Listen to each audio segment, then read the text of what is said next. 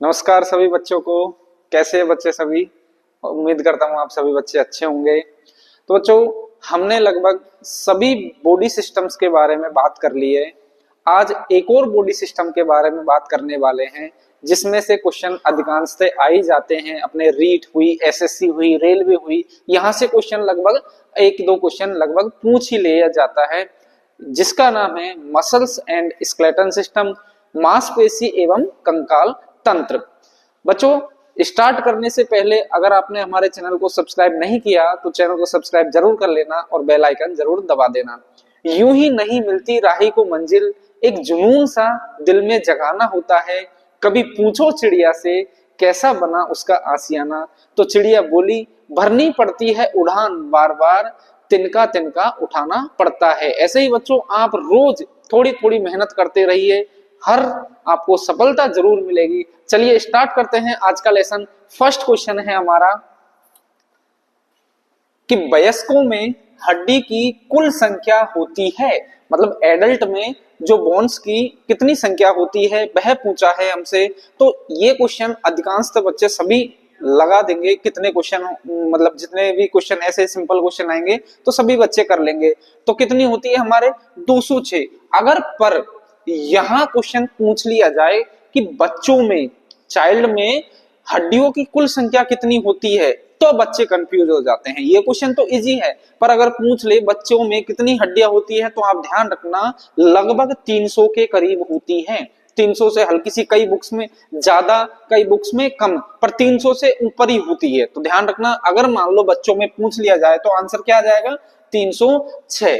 ठीक है, next question पे हम चलते हैं। नेक्स्ट है हमारा मानव उपांगीय कंकाल की हड्डियों की संख्या कितनी होती है। अब बच्चों, मैं यहाँ आपको एक चीज बता देता हूं कि उपांगीय क्या होता है, एपेंडिकुलर स्केलेटन सिस्टम क्या होता है। स्केलेटन सिस्टम को हमने दो भागों में विभाजित किया है। कंकाल तंत्र को, जो हमारा कंकाल तंत्र है, इसको दो पार्ट में डिवाइड किया है। एक तो होता है अक्षीय, जिसे हम एक्सियल स्केलेटन सिस्टम भी बोलते हैं, और एक होता है हमारा उपांगीय। एक होता है हमारा उपांगीय, जिसे हम अपेंडिकुलर स्केलेटन सिस्टम भी बोलते हैं। ठीक है, तो यहां ध्यान रखना बच्चों, एक्सियल जो है स्केलेटन सिस्टम है उसमें 80 हड्डियां पाई जाती है। कितनी? 80 बोन्स उपस्थित होती है। और अगर मैं अपेंडिकुलर की बात करूं तो कितनी होगी? 126 बोन्स उपस्थित होती है। तो टोटल कर लो 206 हड्डियां वयस्क में उपस्थित होती है। अब बच्चों मैं बात करूं एक्सियल और अपेंडिकुलर स्केलेटन सिस्टम क्या होता है, तो एक्सियल का मतलब वो तो हमारा कोई भी चीज है वो अक्षीय स्थिति में। अब जैसे मेरा शरीर है, उसकी अक्षीय स्थिति क्या है? ये नाक से होती हुई कोई भी चीज जा रही है वो क्या है? अक्षीय स्थिति। तो एक तरीके से हमारे जो बीच में से जितनी भी हड्डियां जुड़ी हुई होती है वह बोन्स एक्सियल स्केलेटन सिस्टम के अंतर्गत आती है। अब जैसे यहां से कौन कौन सी? मस्तिष्क की सारी हड्डियां जुड़ी हुई है, और अपने फेस की जो हड्डियां हुई है वो सारी इससे जुड़ी हुई है। तो यहाँ अपने मस्तिष्क के ऊपर यहां से जितनी भी हड्डियां ऊपर है वो होती है हमारे 29। कितनी होती है? 29 बोन होती है। फिर ध्यान रखना, फिर है एक हमारी जो होती है स्टर्नम। ये क्या होती है? यहाँ पर जो चेस्ट के अंदर होती है वो होती है स्टर्नम। ये होती है सिर्फ एक, सिंगल। कितनी होती है? एक। स्टर्नम कितनी है? एक। उसके बाद में मैं बात करूं, जो स्टर्नम से हमारी पसलियां जुड़ी हुई होती है, रिब्स जिन्हें हम कहते हैं, वो कितनी होती है? 12 जोड़ी। कितनी? 12। 12 इधर और 12 इधर, 12 जोड़ी मतलब 24। कितनी होती है? 24। उसके बाद में मैं बात करूं अक्षीय में, और क्या बचा? पीछे देखना, आपके पीछे रीढ़ की हड्डी उपस्थित होती है। तो रीढ़ की हड्डी उपस्थित होती है, वो भी क्या आती है? अक्षीय skeleton system, axial skeleton system के अंतर्गत आती है। तो वहां कितनी हड्डी उपस्थित होती है? तो वो होती है हमारे 26। तो टोटल कर लो, टोटल आएगा हमारा 80। ठीक है, तो 80 बोन्स हमारे कहां उपस्थित होती है? एक्सियल स्केलेटन सिस्टम के अंदर। फिर है हमारा अपेंडिकुलर, जो अक्षीय के बाहर मतलब दूर स्थित हो, जैसे हमारे हाथ में जितनी भी हड्डियां है, जैसे क्लेविकल बोन्स जिसे हम ब्यूटी बोन भी कहते हैं, ठीक है, क्लेविकल बोन है, कंदुक खली का संधि है जिसे हम अंश मेखला, ये वाला जो हिस्सा है अंश मेखला है, इस जो पीछे है स्केपुला उसको हम क्या कहते हैं, अंश मेखला। फिर है कंदुक खली का संधि में, और ये टीम अपने हाथ में जो भी रेडियस अल्ना है, ह्यूमरस है, रेडियस अल्ना है, ये वाले जॉइंट है, उंगलियों में जो पाई जाती है सारी हड्डियां। ऐसे ही पैर के नीचे श्रोणी मेखला, फिर टिबिया फिबुला है, फीमर है, ये सारी हड्डियां किसके अंतर्गत आती है, वो आती है हमारे अपेंडिकुलर के अंतर्गत, ठीक है। तो ये चीज अब क्लियर हो जानी चाहिए आपके, अपेंडिकुलर में कितनी है 126 और एक्सियल में कितनी है 80, ठीक है। क्वेश्चन अगर यहां तो पूछा है उपांगीय, अगर यहां पूछ ले अक्षीय तो क्या लगाओगे, क्या लगाओगे 80, तो हमारा आंसर राइट क्या हो जाएगा 126, राइट आंसर इज वी, ठीक है। नेक्स्ट क्वेश्चन की अगर मैं बात करूं तो कंकाल पेशी तंतु के मोटे तंतु में प्रमुख प्रोटीन होती है। अब दोस्तों सबसे पहले मैं यहाँ आपको थोड़ा सा समझा देता हूं, हम हर क्वेश्चन को डिस्कशन करते हुए चलेंगे, मतलब टॉपिक वाइज सारा चैप्टर हम कवर कर लेंगे, यहाँ से पूरा chapter A to Z cover करते हुए चलेंगे, कोई भी चीज हम यहाँ छोड़ने वाले नहीं है। इसलिए मैं हर क्वेश्चन को थोड़ा डिटेल में समझाने की कोशिश करता हूँ कि आपके हर चीज, अब ऐसे तो करवाने को कंकाल पेशी में क्या है लगा दो आंसर, पर नहीं, हर क्वेश्चन को हम बहुत ही डिस्क्राइब तरीके से समझेंगे। अब क्या पूछा है, कंकाल पेशी तंतु के मोटे तंतुओं में प्रमुख प्रोटीन क्या होती है, इससे पहले मैं आपको समझा देता हूं। हमारे जो मनुष्य में 3 प्रकार की पेशियां पाई जाती है, कितनी प्रकार की, 3 प्रकार की, कौन कौन सी, पहले होती है रेखित पेशी, कौन सी, रेखित पेशी, इसी को ही हम बोलते हैं कंकाल पेशी, इसी को ही बोलते हैं कंकाल पेशी, और इसी को ही हम बोलते हैं ऐच्छिक पेशी, क्या बोलते हैं, ऐच्छिक पेशी, इसी के ही नाम है। इसको चाहे रेखित पेशी बोल दो, चाहे इसको कंकाल पेशी बोल दो, चाहे इसको ऐच्छिक पेशी बोल दो, इन तीनों का एक ही नाम है। ये दिखती कैसी है, तो एक बार मैं आपको संरचना बना के बता देता हूं। ये हमारी क्या होती है, रेखित पेशी, और रेखित पेशी के अंतर्गत ये जो उपस्थित होती है ये होती है स्ट्रेप्लाइड, मतलब कंकाल तंत्र की तरीके से थोड़ी सी नजर आती है, मतलब ये होती है रेखित पेशियां, ये कैसी होती हैं, रेखित पेशियां। और इन रेखित पेशियों के अंतर्गत बहुत सारे न्यूक्लियस उपस्थित होते हैं, केंद्रक उपस्थित होते हैं, क्या होते हैं, केंद्रक उपस्थित होते हैं, बहुत सारे इसके अंतर्गत केंद्रक उपस्थित होते हैं। और इनके अंतर जो प्लाज्मा पाया जाता है, जो तरल पदार्थ पाया जाता है, जैसे कोशिका के अंदर तरल पदार्थ पाया जाता है, गाढ़ा पदार्थ पाया जाता है, उसको हम बोलते हैं साइटोप्लाज्म, और इसके अंदर जो पाया जाता है उसको बोलते हैं हम सार्टोप्लाज्म। जो मांसपेशियों के अंतर्गत जो पाया जाता है गाढ़ा तरल पदार्थ, उसको हम बोलते हैं द्रव को सार्टोप्लाज्म, ठीक है, क्या बोलते हैं, सार्टोप्लाज्म। अब क्वेश्चन क्या पूछा है, कंकाल पेशी तंतु के मोटे तंतु में प्रमुख प्रोटीन होती है, ये हमारी क्या है, कंकाल पेशी है, क्या है, रेखित पेशी है, चाहे इसको कंकाल पेशी बोल दो। तो इनके अंतर्गत क्या पाया जाता है, 2 प्रकार की पाए जाते हैं तंतु, एक तो मोटे तंतु और एक पतले तंतु, ठीक है। एक तो पाए जाते हैं मोटे तंतु और एक पाए जाते हैं पतले तंतु। अब मोटे तंतु में कौन सी प्रोटीन पाई जाती है, तो ध्यान रखना मोटे तंतु के अंदर मायोसिन प्रोटीन उपस्थित होती है। मोटे तंतु के अंतर्गत कौन सी प्रोटीन होती है, मायोसिन। अगर पतले तंतु की बात करूं तो पतले तंतु के अंतर होती है एक्टिन प्रोटीन, और कौन कौन सी होती है, और होती है ट्रोपोनिन, और होती है ट्रोपोनिन, और होती है सर ट्रोपोमायोसिन, तो ध्यान रखना मोटे तंतु के अंदर एक प्रोटीन पाई जाती है मायोसिन, और पतले तंतु के अंदर पाई जाती है ये एक्टिन, मायोसिन और ट्रोपोमायोसिन, ठीक है। अगर फिर मैं बात करूं, एक ट्रिक आपको बता दूं, में से क्या है मोटा, में से मायोसिन, याद रखने के लिए ट्रिक है। तो हमारा आंसर क्या हो जाएगा, मायोसिन। अगर यहाँ पूछ ले पतले तंतु के, अगर यहाँ पूछ ले कंकाल पेशी तंतु के पतले तंतुओं में प्रमुख प्रोटीन क्या पाई जाती है, तो एक्टिन, ट्रोपोनिन और ट्रोपोमायोसिन। तो यहाँ हमारा राइट आंसर क्या हो जाएगा, बी। ठीक है, नेक्स्ट क्वेश्चन पे हम चलते हैं। नेक्स्ट है हमारा, खोपड़ी में एकमात्र गतिशील हड्डी कौन सी होती है, खोपड़ी में। ठीक है, हमारे इस वाले हिस्से को पूछा है। ये हमारी पूरी क्या है, एक मस्तिष्क का ही संरचना के अंतर्गत आती है ये। ठीक है, तो खोपड़ी के अंतर्गत हमारी कौन सी जो है गतिशील हड्डी कौन सी है। अब बताओ, ये बताओ यहाँ की हड्डी क्या गतिशील हो रही है, नहीं सर। क्या यहाँ की हड्डी, क्या नाक में जो हड्डी नेजल बोन जिसे हम बोलते हैं, क्या ये गतिशील है, नहीं सर। और ये जो हड्डी है जिसे हम मैग्जिला बोलते हैं, ऊपर वाली जो है इसको क्या बोलते हैं, मैग्जिला, क्या ये गतिशील है। ये वाली जो हड्डी है ये गतिशील है, इसे हम मैंडिबल बोलते हैं। क्या बोलते हैं, मैंडिबल। कभी भी देखना यही हड्डी हमारे हिलती हुई नजर आएगी, बोलेंगे तो यही हड्डी हमारे हिलती हुई नजर आती है। ये देखो, तो कौन सी है ये, मैंडिबल।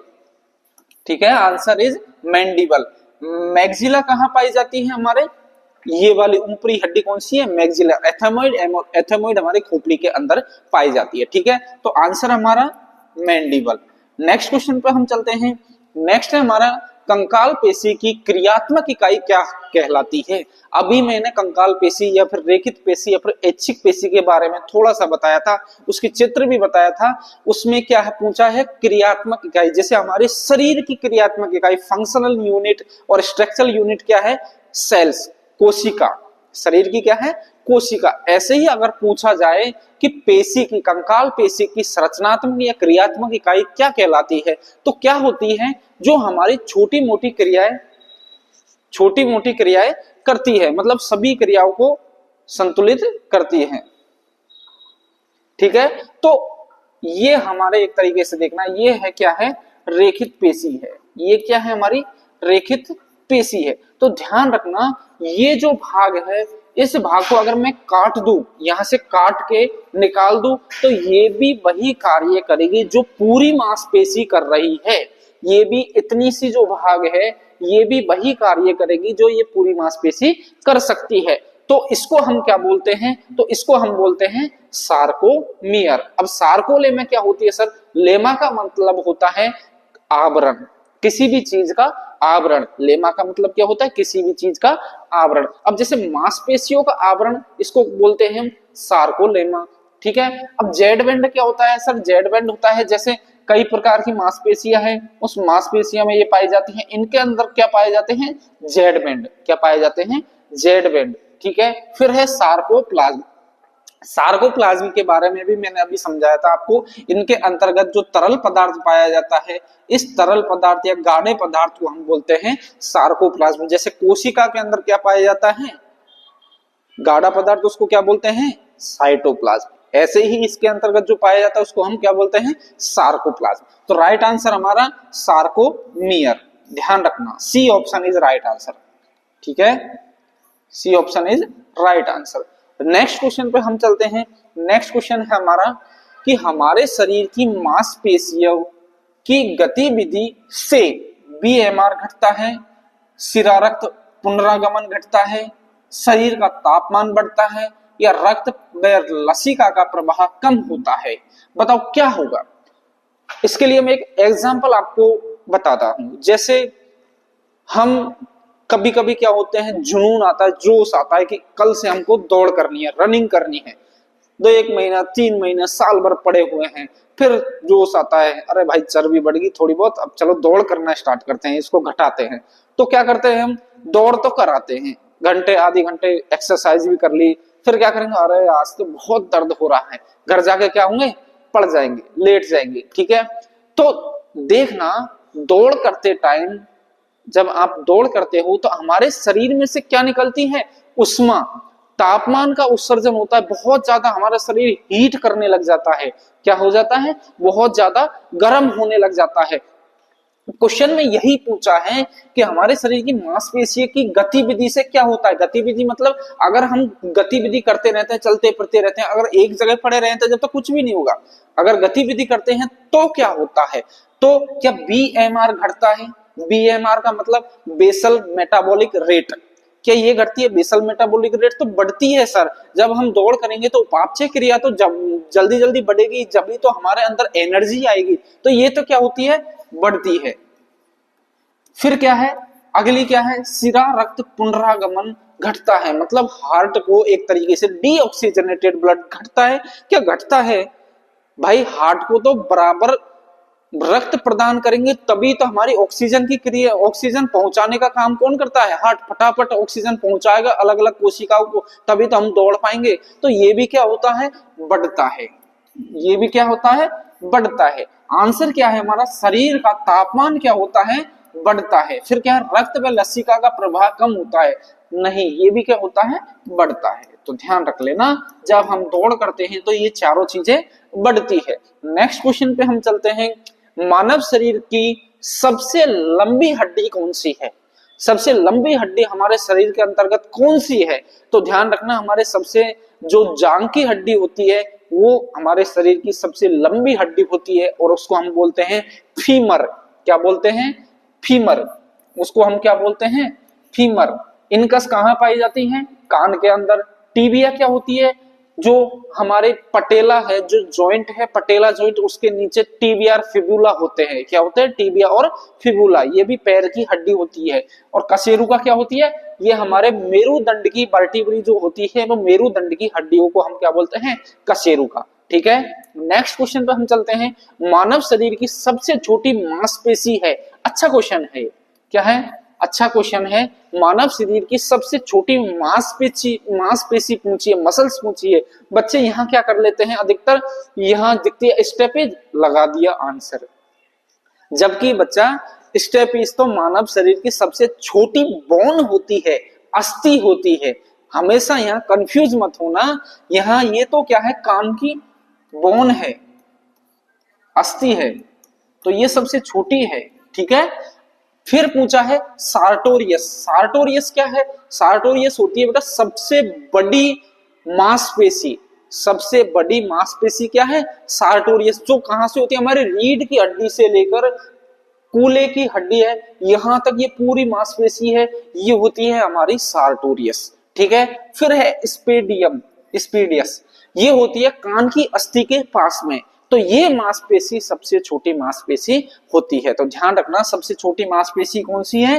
स्टेपीडियस। ठीक है। अगर मैं यहां बात करूं सबसे मजबूत पेशी कौन सी है, क्वेश्चन ये भी आ सकता है, सबसे मजबूत पेशी कौन सी है, तो होती है मेसेमीटर। कौन सी होती है? अगर मैं बात करूं सबसे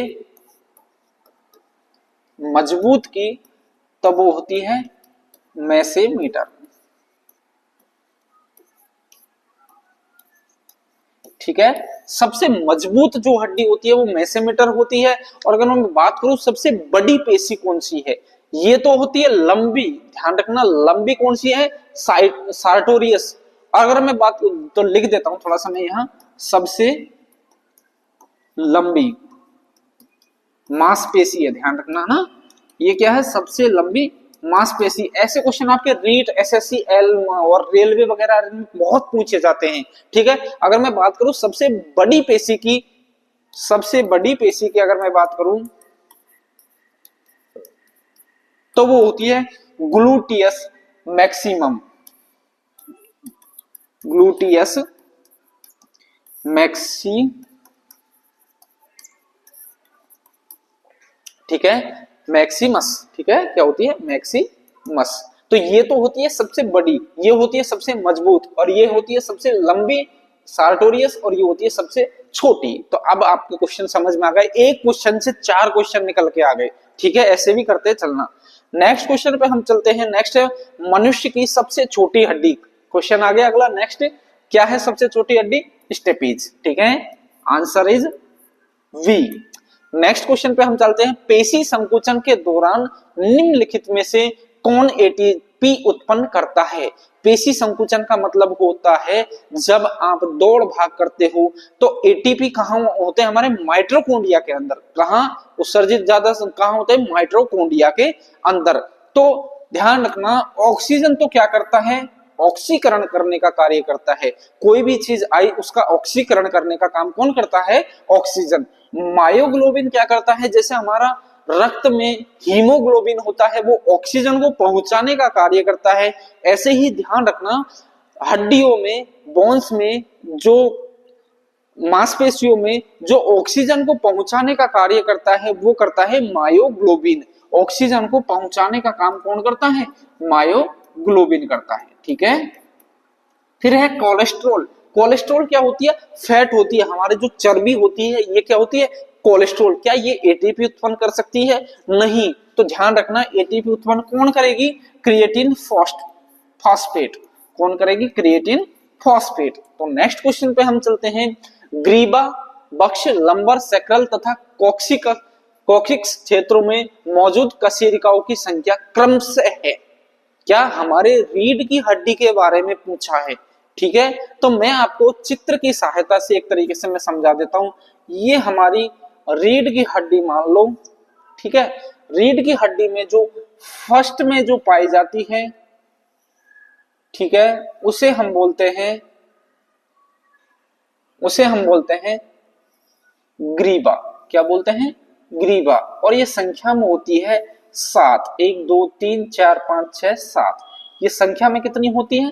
7। और इसे मैं सीधा लिख रहा हूं सी। ठीक है, सर्विकल। ठीक है, नेक्स्ट है हमारा क्या है? थोरेसिक। ये संख्या में कितनी होती है? तो ध्यान रखना ये संख्या में होती है हमारे 12। 4 5 6 7 8 9 10 11 और 12। ये कितनी होती है हमारे? 12। क्या चीज? थोरैक्स। इसे हम हिंदी में बोलते हैं बक्ष। क्या बोलते हैं? बक्ष। फिर पाई जाती है हमारे लंबर, और ये होती है हमारे 5। 1 2 3 4 और 5। ये होती है हमारे 5। क्या होती है? लंबर। फिर सैक्रल। तो सैक्रल ध्यान रखना बच्चों, बचपन जो होता है वहां पाई जाती है 5, और बाद में ये फ्यूज होके क्या होती है? फ्यूज होके 1 बन जाती है, और ये होती है कितनी? 1। वयस्क अवस्था में ये 1 दिखाई देती है, जबकि चाइल्ड अवस्था में, बाल्य अवस्था में ये 5 दिखाई देती है। ऐसे ही कोक्सिक्स में ये 4 दिखाई देती है, और वयस्क अवस्था में कितनी दिखाई देती है? 1। तो अब कितना आंसर क्या हो गया हमारा? फर्स्ट में 7 नजर आ रहा है, 12 12 5 5 1 1। ठीक है, तो आंसर क्या हो जाएगा? ए। तो याद रखना हमारे ये जो चित्र है ये याद रखना, ये होती है एक तरीके से CTLSC ट्रिक याद करने के लिए। नेक्स्ट क्वेश्चन पे हम चलते हैं। लंबी अस्थियों के सिरे किसके द्वारा ढके होते हैं? लंबी जो अस्थियां हैं, एक बार मैं बता देता हूं। जैसे हमारी ये अस्थियां है, कोई भी बोन्स है, इनमें जो ये सिरे हैं ये किसके द्वारा ढके होते हैं? जैसे ये वाला जो सिरा है ये किसके द्वारा ढका होता है? तो दोस्तों सबसे पहले मैं बात कर लेता हूं टेंडन। जो टेंडन होता है ये पेशी को अस्थि से जोड़ने का कार्य करती है। ये पेशी से अस्थि को जोड़ने का कार्य करती है। फिर है लिगामेंट। लिगामेंट हमारे अस्थि को अस्थि से जोड़ने का कार्य करती है। अस्थि को अस्थि से जोड़ने का कार्य करती है। और रक्त केशिका है, तो ये कोई मांसपेशियों के अंतर्गत तो आती नहीं है। फिर बची क्या? कार्टिलेज। अगर मैं बात करूं कार्टिलेज की, तो ये हमारी जो हड्डियां होती है इनके जो बाहरी सिरे होते हैं इनमें उपस्थित होते हैं, और इनके मध्य में एक फ्लूइड पाया जाता है जिसे हम साइनोवियल फ्लूइड कहते हैं। जो ये हड्डियां है इनके बीच में एक फ्लूइड पाया जाता है जिसे हम साइनोवियल फ्लूइड कहते हैं, और इनके ऊपर जो ढके होते हैं उसको ही हम बोलते हैं कार्टिलेज। जब भी तो हम संकुचन आसानी से हाथ को यूं घुमा सकते हैं। अगर कार्टिलेज नहीं पाया जाता तो ये क्या हो जाते हैं? फिक्स हो जाएंगे। ठीक है, तो आंसर हमारा क्या हो जाएगा? उपास्थि। नेक्स्ट क्वेश्चन है हमारा, मांसपेशियों के संकुचन के दौरान उत्पन्न लैक्टिक एसिड मुख्य रूप से ग्लाइकोजन में कहां परिवर्तित होता है? अब क्वेश्चन बहुत अच्छा है। अधिकांश जगह क्या पूछ लिया जाता है, जब हम दौड़ते हैं तो कौन सा अम्ल जमा हो जाता है, वो तो हो गया, हर बच्चा उसको तो कर लेगा कि भाई लैक्टिक अम्ल जमा होता है। पर क्वेश्चन यहाँ ये पूछा है लैक्टिक अम्ल ग्लाइकोजन में कहां पर परिवर्तित होता है। तो ध्यान रखना, ग्लाइकोजन हमेशा यकृत में उपस्थित, यकृत में उसका पाचन होता है। ग्लाइकोजन का पाचन कहाँ होता है, यकृत या फिर लिवर के अंतर। तो ध्यान रखना, लिवर के अंतर क्या होता है, यकृत। अब एक चीज थोड़ी सी मैं यहाँ आपको समझा देता हूं, जैसे मान लो हमने दौड़ की और क्या बना, लैक्टिक अम्ल का निर्माण हुआ। किसका निर्माण हुआ, लैक्टिक अम्ल का निर्माण हो गया। अब लैक्टिक अम्ल का निर्माण हुआ तो यहां से 1/5 पार्ट है उसका CO2 और H2 में निर्माण होता है। मतलब जो लैक्टिक अम्ल है वो कार्बन डाइऑक्साइड और जल में भी परिवर्तित होता है। मतलब 100% में से 20% कार्बन डाइऑक्साइड और जल में परिवर्तित होता है और 80% लगभग 4/5 पार्ट किसमें, ग्लाइकोजन में, ग्लाइकोजन में इसका निर्माण होता है। और ग्लाइकोजन कहां परिवर्तित होता है, तो वो होता है यकृत में। कहां, लीवर में। ये जो क्रिया होती है CO2 हाइड्रो जल का निर्माण, ये भी हमारे कहां होती है, यकृत में। कहां होती है, यकृत के अंदर। ये भी कहां होती है, हमारे यकृत के अंदर। कुछ जो पार्ट है वो पेशियों में भी होता है, यकृत और पेशियों में भी। ठीक है, तो ध्यान रखना, यकृत और पेशियों में। ठीक है, आंसर हमारा क्या हो जाएगा, यकृत, लिवर। नेक्स्ट क्वेश्चन पे हम चलते हैं। लाल मांसपेशियां भरपूर होती है। ठीक है, लाल, red muscles are rich in, लाल मांसपेशियों में क्या ज्यादा पाया जाता है, जैसे हमारा रक्त है, रक्त में जो लाल ब्लड कणिकाएं होती है, रेड ब्लड कार्पल्स, उसमें क्या पाया जाता है ज्यादा, हीमोग्लोबिन। तभी तो उसके कारण ही तो लाल कलर ज्यादा दिखाई देता है ब्लड का। WBC तो बहुत कम पाई जाती है, प्लेटलेट्स भी कम पाई जाती है। ऐसे ही दोस्तों ध्यान रखना, लाल मांसपेशियों में जैसे वहां क्या पाया जाता है, हीमोग्लोबिन, यहाँ क्या पाया जाता है, मायोग्लोबिन। क्या पाया जाता है, मायोग्लोबिन। और क्या पाया जाता है, साइटोक्रोम, जिसके कारण लाल मांसपेशियां लाल कलर की दिखाई देती है। मांसपेशियां दो होती है, एक तो होती है लाल मांसपेशियां और एक होती है व्हाइट मसल्स। ठीक है, रेड मसल्स और व्हाइट मसल्स। ठीक है, ध्यान रखना। नेक्स्ट क्वेश्चन पे हम चलते हैं। इसमें हमारा राइट आंसर हो जाएगा डी, मायोग्लोबिन और साइटोक्रोम। नेक्स्ट क्वेश्चन पे हम चलते हैं। अरेखित मांसपेशियां होती है। दोस्तों मैंने बताया था हमारे मनुष्य में 3 प्रकार की मांसपेशियां पाई जाती है, रेखित, अरेखित और एक होती है कार्डियक मसल। क्या होती है, हृदय मांसपेशियां, हृदय पेशियां। अब यहाँ बात करते हैं अरेखित पेशियों की, तो थोड़ी सी मैं समझा देता हूं अरेखित पेशियों के और क्या क्या नाम है। तो अरेखित पेशियों को और बोलते हैं हम चिकनी पेशी, क्या बोलते हैं, स्मूथ मसल, चिकनी पेशी। और क्या बोलते हैं, इसको बोलते हैं और अनैच्छिक पेशी। और क्या बोलते हैं, अनैच्छिक पेशी। और क्या बोलते हैं सर, और इसका नाम है आंतरांगी या विसरल। और क्या है, आंतरांगी या फिर विसरल मसल्स। ठीक है, तो इसके भी और नाम है, जैसे हमने रेखित के पढ़े थे, कंकाली पेशी, ऐच्छिक पेशी, इसके भी क्या नाम है, अनैच्छिक पेशी, चिकनी पेशी या फिर आंतरांगी या फिर विसरल पेशी। इसकी संरचना कैसी होती है, तो इसकी संरचना होती है हमारे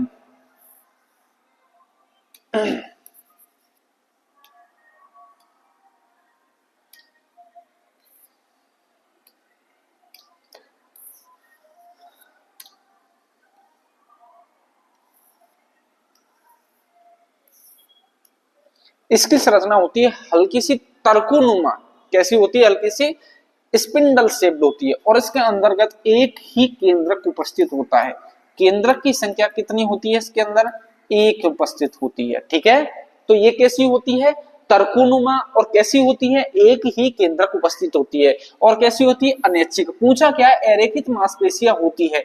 अनैच्छिक तो ऐच्छिक वाली तो दोनों हट गई, अनैच्छिक तर्करूपी एक केंद्रकी और अशाखित। क्या ये शाखाओं में विभाजित है? नहीं है। और ये कहाँ पाई जाती है? सबसे अच्छा एग्जाम्पल मैं बताता हूँ, एलिमेंट्री कैनाल। देखना दोस्तों, जब हमको भूख लगती है तो क्या आमाशय में से ऐसे थोड़ी हम आमाशय में जैसे गुड़गुड़ होने लग जाता है हमारा आमाशय, भूख के लिए क्या तड़पने लग जाता है तो आवाज आने लग जाती है, क्या हम उनको उसके ऊपर हाथ रखते हैं तो क्या वो रुक जाता है? नहीं रुकता है। उसके अंदर कौन सी पेशी हो रही है? अनैच्छिक पेशियां। हम उसको रोक नहीं सकते, ऐच्छिक नहीं है। ऐच्छिक तो क्या है, जैसे हमारा इनमें क्या पाई जाती है? इच्छिक पेशियां पाई जाती है। इनको जैसे मुड़ाना चाहे वैसे हमारे मोड़ सकते हैं। ठीक है, तो आंसर हमारा क्या हो जाएगा? अनैच्छिक, ये वाला इनवॉलेंट्री स्पिंडल शेप और यूनिसेलुलेट और अनब्रांच। ठीक है, नेक्स्ट क्वेश्चन है हमारा, रेखित मांसपेशियां होती है, अभी मैंने बताया था कैसी होती है? बहुकेंद्रकी। ठीक है, एक केंद्रकी कौन होती है? अनैच्छिक या फिर अरेखित। तर्कूर रूपी भी कौन होती है? अनैच्छिक या फिर अरेखित। नेक्स्ट क्वेश्चन है हमारा, उरोस्ती में जुड़ी पसलियां होती है। कभी कभी आप इंग्लिश भी पढ़ लिया करो, ribs attach to sternum are. अब स्टर्नम के बारे में मैंने फर्स्ट में ही बताया था, हमारी जो रिब्स है, जो पसलियां हैं, वो किससे जुड़ी होती है? स्टर्नम से। अब इसके बारे में थोड़ा सा मैं आपको समझा देता हूं। ये हमारे मान लो क्या है? स्टर्नम है, और स्टर्नम से 1, 2, 3, 4, 5, 6 और 7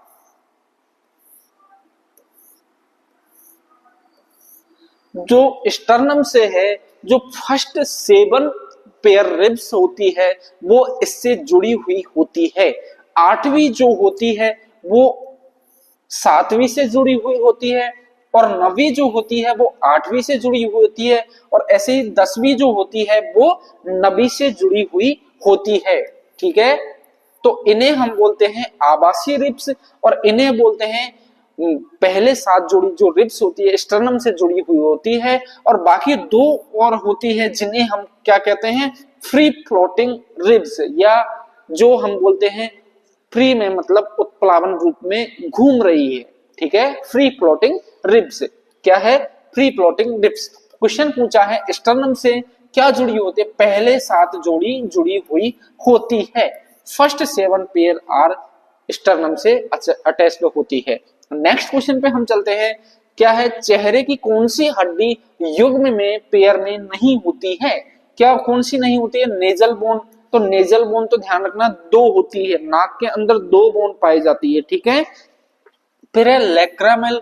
लेक्रामेल आंख के अंदर तो 2 जोड़ी होती है। फिर है पैलेंटाइन। पैलेंटाइन होती है हमारी कठोर तालू के नीचे, तो ये भी कितनी होती है? 2 जोड़ी होती है। तो बची क्या? बोमर। बोमर जो बोन होती है वो एक सिंगल में होती है। एक चीज और ध्यान रखना, यहाँ मस्तिष्क की एक ऐसी बोन है जो सिंगल होती है, बाकी सब पेयर में उपस्थित होती है। ठीक है, बोमर।